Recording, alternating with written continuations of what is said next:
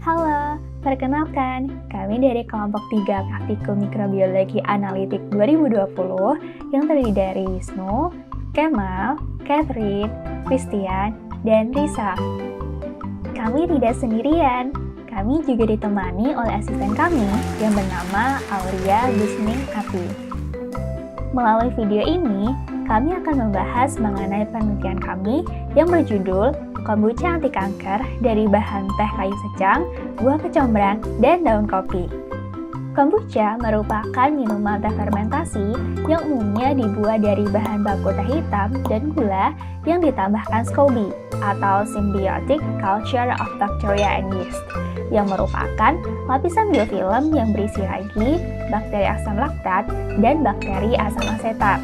Konsorsium mikroba ini dapat mengkonversi gula dan teh dalam waktu dari 7 hingga 10 hari menjadi minuman dengan karakteristik sedikit berkarbonasi, sedikit asam, dan menyegarkan. Kombucha adalah salah satu minuman fungsional yang dapat memberi berbagai manfaat lebih untuk kesehatan selain menjadi sumber nutrisi. Salah satunya adalah mencegah kanker. Penyakit kanker merupakan penyebab utama kematian pada usia kurang dari 85 tahun dan menyumbang 23% dari jumlah kematian secara global. Salah satu pemicu kanker adalah stres oksidatif, yang merupakan ketidakseimbangan antara radikal bebas dan antioksidan dalam tubuh. Radikal bebas yang menyebabkan kerusakan DNA hingga mutasi permanen dan pembelahan sel yang tidak terkontrol dapat dinetralkan oleh antioksidan. Konsumsi antioksidan dari makanan seperti sayur-sayuran dan buah-buahan dapat mencegah stres oksidatif dan kanker. Banyak tumbuhan di Indonesia secara ilmiah yang telah dipelajari menunjukkan sifat anti kanker serta memiliki kandungan senyawa antioksidan yang tinggi. Indonesia memiliki potensi luar biasa dalam penemuan obat baru karena kekayaan biodiversitasnya baik di laut maupun di darat. Diperkirakan 15% dari spesies dunia tinggal di ekosistem hutan hujan dan laut Indonesia. Dalam penelitian ini, kami membuat kombucha dengan alternatif bahan utama, yaitu teh kayu secang, buah kecombrang, dan daun kopi. Beberapa jenis tanaman ini diketahui mengandung senyawa polifenol dan flavonoid yang melimpah dan erat kaitannya dengan tingginya kandungan senyawa antioksidan. Selain itu, kami juga menentukan substrat mana dari ketiga bahan tersebut yang menghasilkan kombucha dengan kualitas terbaik dari segi cita rasa menggunakan metode uji organoleptik. Bahan yang pertama yaitu kayu secang yang berasal dari tumbuhan Caesalpinia sapan, yang merupakan pohon berduri dengan tinggi 6 hingga 9 meter yang tergolong ke dalam famili Leguminosae. Kayu secang memiliki ciri-ciri berwarna jingga kemerahan, keras, dan sangat berat. Di Asia Tenggara, secang digunakan sebagai pewarna makanan atau bahan minuman tradisional. Inti kayu secang mengandung senyawa utama brazilin yang merupakan pigmen yang membuat kayu secang berwarna merah. Brazilin memiliki kemampuan yang tinggi dalam menangkap senyawa radikal dibandingkan dengan standar vitamin E. Kemampuan mereduksi yang kuat ini berasal dari gugus orthosubstituted difenol pada senyawa tersebut. Selain berperan sebagai antioksidan, brazilin telah dilaporkan memiliki aktivitas biologis seperti antibakteri, antiinflamasi, anti-alergi, dan anti jerawat. Bahan yang kedua adalah buah kecombrang yang dikenal dengan nama ilmiah Atlingera elatior. Tanaman ini berasal dari famili Zingiberaceae atau jahe-jahean.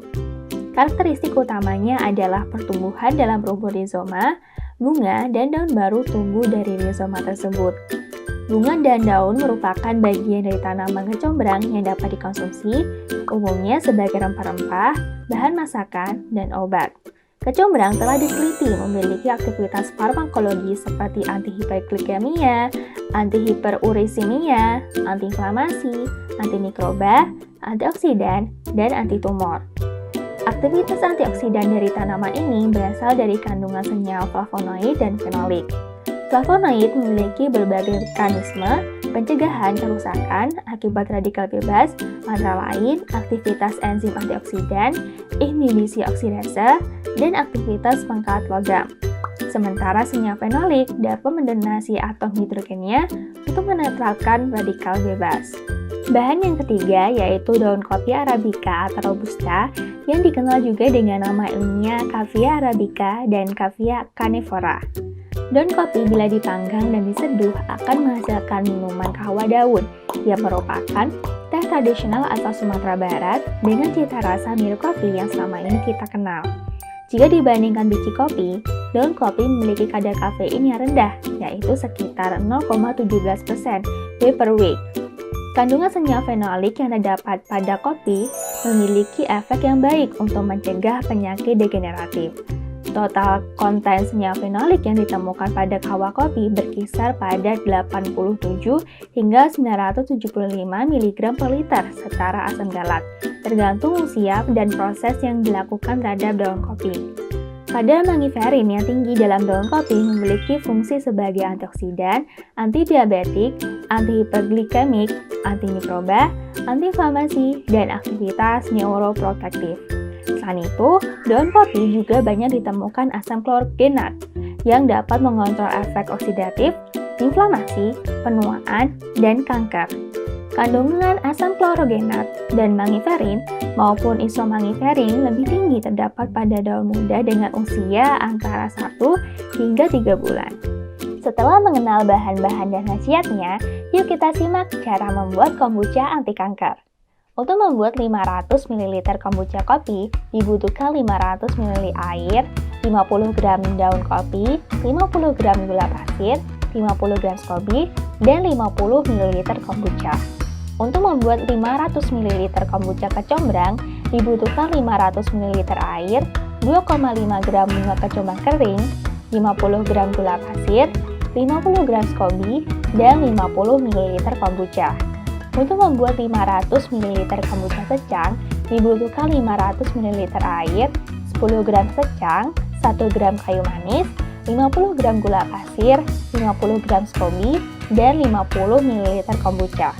Untuk membuat 500 ml kombucha teh hitam yang digunakan sebagai kontrol, dibutuhkan 500 ml air, 2,5 gram daun teh hitam, 50 gram gula pasir, 50 gram SCOBY, dan 50 ml kombucha. Sebelum bekerja, pastikan peralatan yang digunakan dalam keadaan bersih untuk menghindari kontaminasi dan kegagalan fermentasi. Langkah pertama adalah pembuatan teh dari masing-masing bahan sesuai takarannya. Pertama-tama, panaskan air dalam panci hingga mendidih, lalu masukkan gula, serta kayu secang, teh celup buah kecombrang atau daun kopi kering dan biarkan selama 5 menit. Matikan kompor, lalu didiamkan teh hingga dingin pada suhu ruang. Selanjutnya, teh dipindahkan ke wadah kaca, kemudian ditambahkan inokulum padat sebanyak 10% massa per volume dan inokulum cair. Bagian mulut wadah ditutup oleh kain dan diikat menggunakan karet atau tali untuk mencegah masuknya debris yang akan mengganggu proses fermentasi.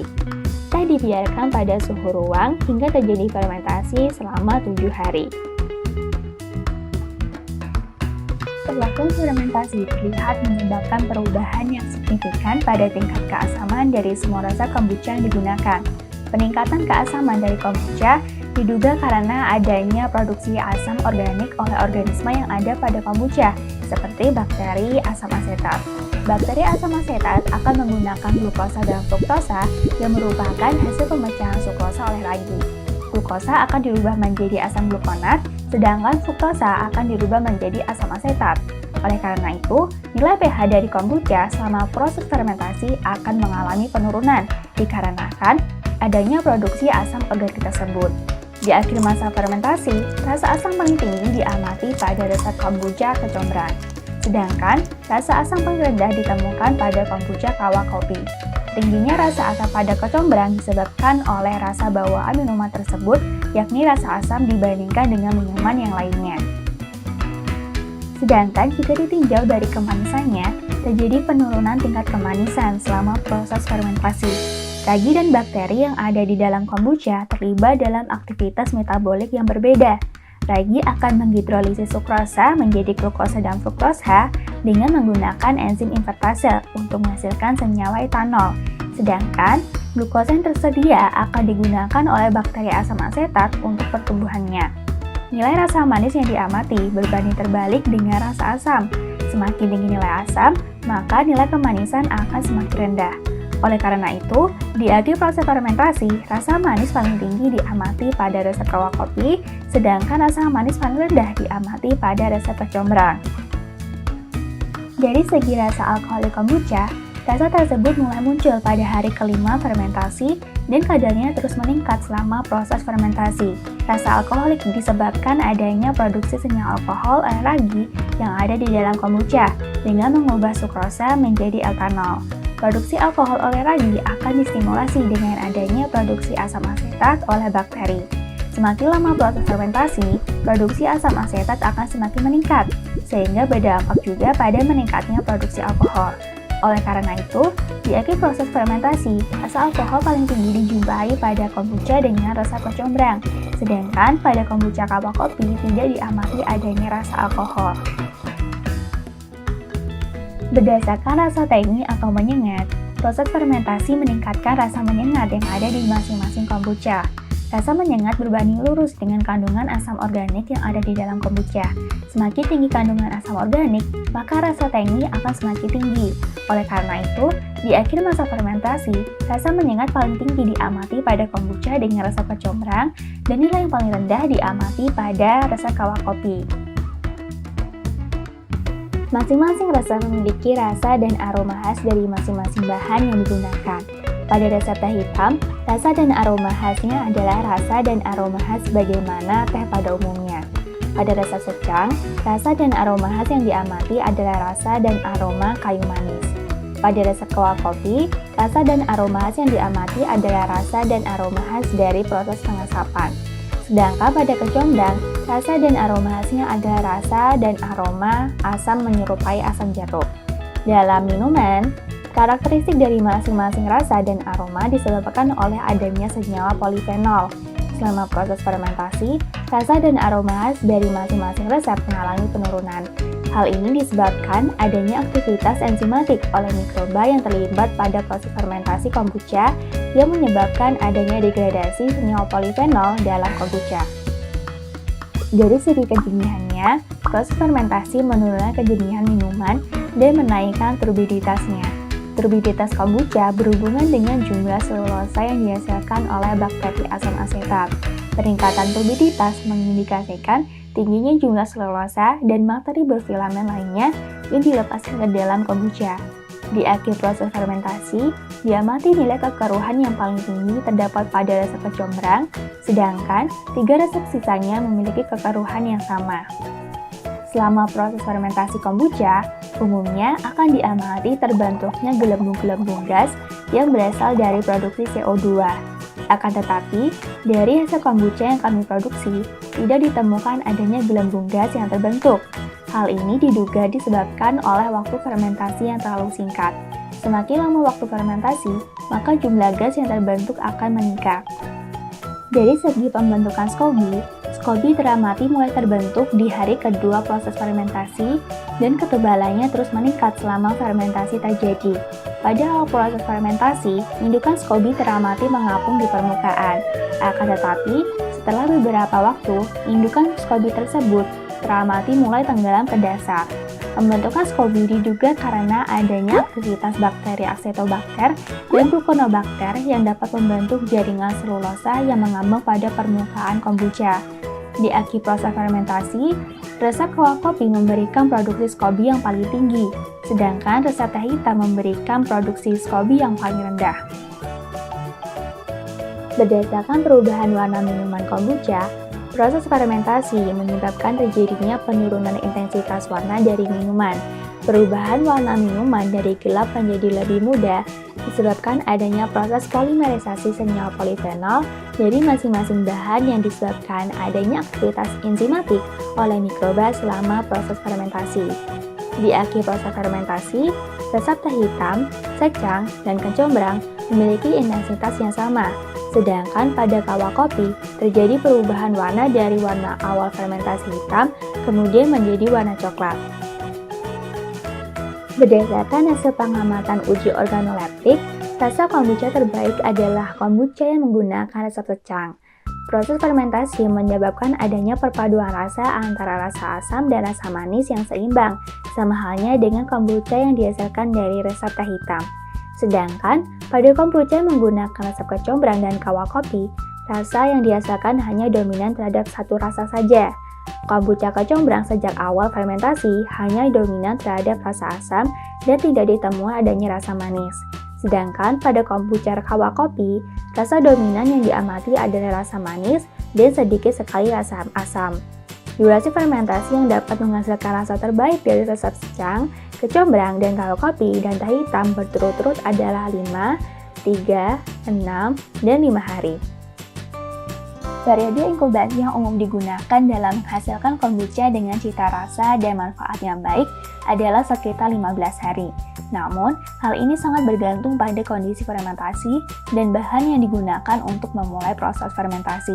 Kepanjangan waktu fermentasi dapat meningkatkan kadar antioksidan pada kombucha, namun hal tersebut tidak disarankan karena akan terjadi akumulasi asam organik yang dapat mencapai tingkat yang berbahaya bila dikonsumsi. Dan cita rasa dari kombucha cenderung akan menyerupai cuka. Meskipun secara umum kombucha aman untuk dikonsumsi, namun perlu diperhatikan kemungkinan adanya bakteri patogen yang mengkontaminasi proses fermentasi yang berpotensi menjadi penyebab keracunan ketika meminum kombucha. Fermentasi kombucha melibatkan konsorsium mikroba yang sangat beragam, maka kondisi lingkungan yang bersih selama proses fermentasi perlu diperhatikan. Asam organik serta aktivitas antimikroba pada kombucha terbukti pada beberapa penelitian dapat mencegah pertumbuhan bakteri berlebihan pada proses fermentasi, sehingga proses fermentasi awal yang baik dapat meminimalisasi adanya kontaminasi selama proses fermentasi. Kesimpulan yang dapat diambil dari penelitian ini adalah, berdasarkan hasil yang diperoleh, kombucha berhasil dibuat dengan menggunakan ketiga resep yang digunakan, yaitu kayu secang, kawah kopi, dan kecombrang. Serta kombucha dengan cita rasa terbaik berasal dari resep secang. Saran yang kami ajukan untuk penelitian ini adalah untuk mencegah kontaminasi mold selama proses fermentasi, sebaiknya proses pembuatan teh dilakukan dengan merebus bahan-bahan yang digunakan, dibandingkan dengan hanya melakukan proses penyeduhan saja. Terima kasih sudah menonton video kami. Sampai jumpa!